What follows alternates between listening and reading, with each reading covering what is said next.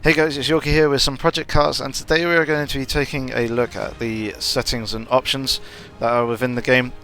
Just also quickly, before we get into these, at the start of each section, each tab, feel free to pause the video and take note of the settings that I use. These are what I've been using for a very long time now and in a number of my videos. So if you've liked what you've seen from there and kind of want that full sim experience, feel free to copy my settings and hopefully you guys will enjoy it, but there is a lot that you can change to tailor to your own experience.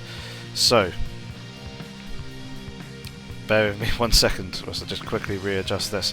Right, yes, feel free to pause the video now, and we are now going to quickly take a look at the settings, the different options that you can use. Obviously I'll run with everything off here in terms of the assists: full damage on, mechanical failures, tyre wear and fuel usage, real, auto start engine, yes, no, flag penalties. I'll quickly get onto that in a second. So here, running with the assists allowed on all of them, although I have them off. Running it with this option allows me to turn the anti-lock brakes and traction control on and off on the fly, as I've mapped those to buttons on my steering wheel. I always run with stability control off, so I haven't. So obviously I left that off here in the menu and haven't mapped the button to it. But yeah, it allows you to toggle those. Alternatively, you can run with real settings, which basically means any cars that run with traction control and ABS in the real world, they'll run with traction control and ABS in the game as well. And then obviously you can have everything completely off if you have no assists allowed. Damage, something that a lot of you are fairly interested in. Obviously you can have the full damage there. You've got performance impacting, you've got visual only, and then you can have the damage off. Tend to run with full damage. You can have mechanical failures, so if you incur a little bit of damage or you basically overheat the engine will blow up. Tyre wear you can adjust as well. Obviously you've got the real settings. You can accelerate tyre wear up to 7 times.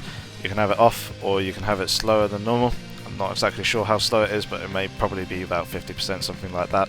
Same with fuel usage, although you can't accelerate the fuel usage, you can only have it on real, off or slow. Auto start engine, basically it means that if you have a clutch pedal and you spin and stall the car, you will have to manually restart the car if you have this option on, off or no. As you can see here, if you have it on yes, the car will automatically fire up. Flags and penalties, you can turn those on and off. Hopefully we'll see some more options from that in the future. On-screen display and your HUD, these are the settings that I generally tend to run, as you can see. Obviously the full default HUD settings, guiding line and turn indicators are useful for those if you are trying to learn the track. Also the same with the track map that appears up in the top left hand corner. You've probably seen that in a few videos. Lap info basically shows some nice delta times up in the top right against your current and also your best lap time. Starting grid lights, these are basically the 4 lights that appear at the top of the screen. I like a slightly more immersive and realistic experience, so I look for the actual lights in the environment of the circuit and also listen out for the sound, so I have that off.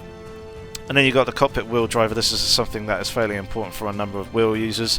I know a lot of you guys don't like seeing your own wheel and then the wheel in-game turning, so if you turn that off, that will turn off the wheel and the driver hands in the cockpit. However, if you have this off and the car has a Motec display built into the steering wheel will still appear, so you can use and see that Motec display.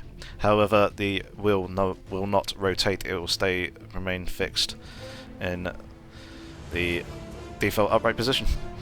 Cockpit mirrors you can turn on and off, might save a little bit on FPS, but generally it's very useful to have those on when you're driving in the cockpit, so you can use your mirrors. Opponent names you can turn on and off. You can have them for single player and also multiplayer only. I generally tend to run with them off. Same with the pet engineer. I don't really like him talking to me. I like to basically come up with my own thoughts and ideas. I know when I want to push and when not to push, rather than him telling me in my ear, but some of you guys may find him quite immersive. Display units, you can have it either imperial or metric. Basically will cycle between like kilometers an hour or miles per hour and degrees Fahrenheit and degrees Celsius.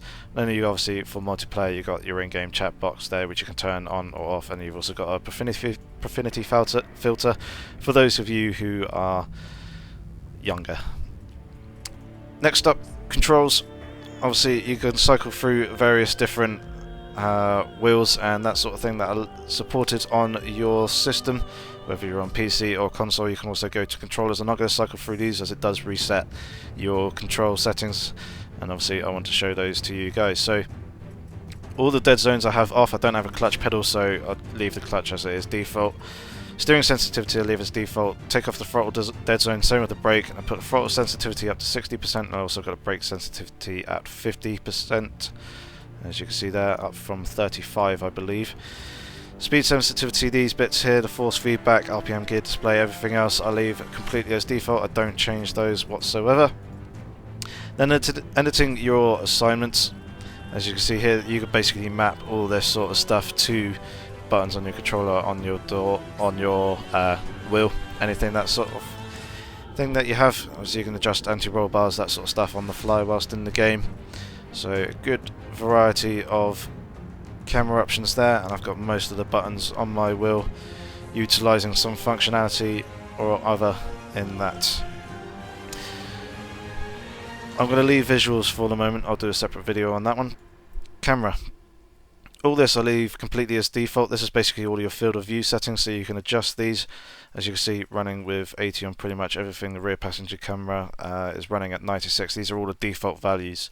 If you want to turn this on, you can, although I advise leaving it off. It can be a little bit weird, some of the sensations that you get with, and some of the camera movements that you get with these, but you know, feel free to give them a try, see if you actually like any of them. Then coming into the camera movement, this is all about the helmet cam essentially. High speed shake I have off, world movement I have down at 3, G-force effect is at 50. World movement and G-force effect are two separate things. Basically world movement is basically how much all the bumps and all that sort of stuff will affect the head bob around the car. And then the G-force is basically the G-force effect, so when you brake, when you accelerate, when you're going left and right, how much the camera moves around from that. I've got it down at 50 as a nice subtle effect there. This allows you to turn the helmet cam on and off, show helmet. You can have it either yes or no, and essentially having it on will have obviously the helmet template at the top and bottom of the screen, and it will also change the sound, so it will make them a lot more muffled, kind of similar to what a real world helmet will do. You can then turn the helmet depth of field on and off, which basically blurs the screen around the edges and basically focuses more on what is actually in front of you. However, I tend to have it off because, you know, the driver eye can look anywhere within the cockpit, and when I want to look somewhere, I want to be able to focus on it. You then got helmet look to apex leaning and also camera leaning. It works in a very similar way to need for speed shift. Obviously where I'm running with track IR, I have all this stuff off as I can do this manually myself. However, the default values are pretty good, and you can adjust these with the slider, so you can fine tune them to more your liking as well. So feel free to have a play around with those and see what you like. Audio, leave everything max at 100%, just basically adjust your TV volumes and also your PC volumes to account for those too. So yeah, those are the options and settings then. Feel free to, like I said, feel free to go back and copy my settings, and we will see you in the next video looking at the graphics options. Thank you very much for watching, guys. Take care.